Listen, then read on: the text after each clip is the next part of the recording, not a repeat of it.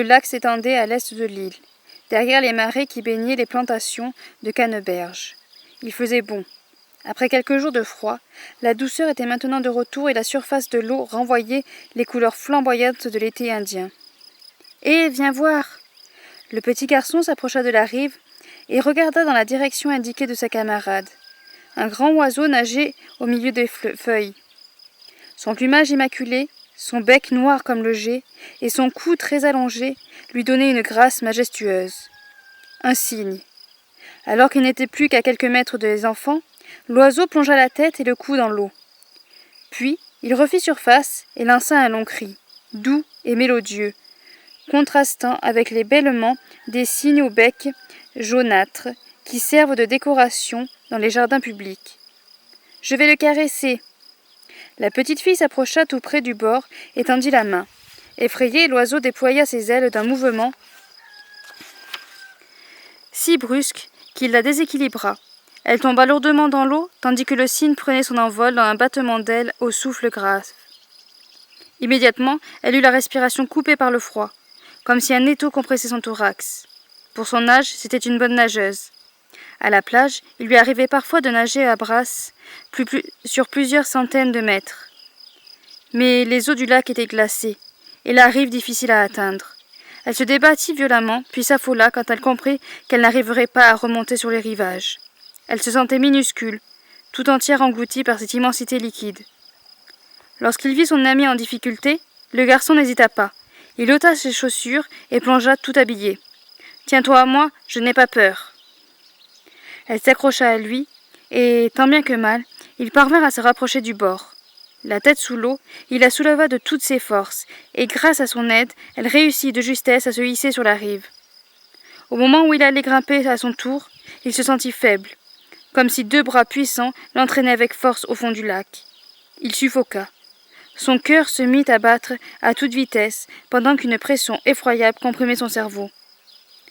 Il se débattit jusqu'à ce qu'il sente ses poumons se remplir d'eau. Puis, n'en pouvant plus, il lâcha prise et coula. Ses tympans explosèrent et tout devint noir autour de lui. Enveloppé par les ténèbres, il comprit confusément que c'était sans doute la fin. Car il n'y avait plus rien, rien que le noir froid et effrayant, du noir, du noir. Puis soudain, une lueur. Voilà le prologue de Guillaume Musso, livre Et après. Le 4e de couverture. Dépêchez-vous de vivre, dépêchez-vous d'aimer. À 8 ans, Nathan s'est noyé en plongeant dans un lac pour sauver une fillette.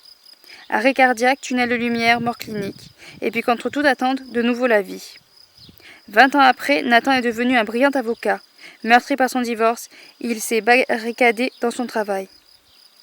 C'est alors qu'un mystérieux médecin fait irruption dans son existence. Il est temps de découvrir le pourquoi il est revenu. Voilà, donc c'est Guillaume Musso et après aux éditions Pocket. Donc je vous ai lu le prologue parce que c'est vraiment ce qui m'a motivée à lire ce livre. J'avais essayé 2 livres avant, j'avais lu 3-4 pages et puis je sais pas, ça accrochait pas. Et puis j'ai attrapé celui-là, j'ai dit bon on va essayer. Et quand j'ai lu les prologues, je me suis dit allez hop, c'est parti, ça m'a remotivée à lire. Et voilà pourquoi j'ai lu le prologue.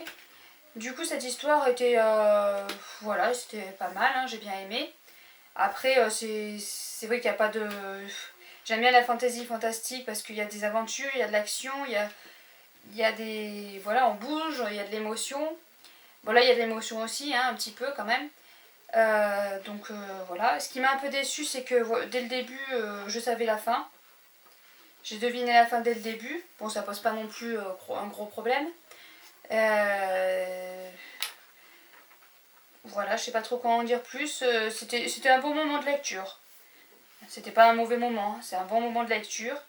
Il est pas mal à lire, ça, si vous savez pas quoi lire, vous pouvez le lire. Surtout que tout le monde parle de Guillaume Musso. Oui, il est pas mal, mais moi je sais pas pourquoi il fait tant fureur que ça. Après, c'est vrai que je suis dans un moment où j'ai envie de lire de la fantastique, fantasy, science-fiction. Donc c'est peut-être pour ça que j'ai du mal à accrocher en ce moment avec ce genre de livre. Mais bon, voilà, c'était une bonne lecture.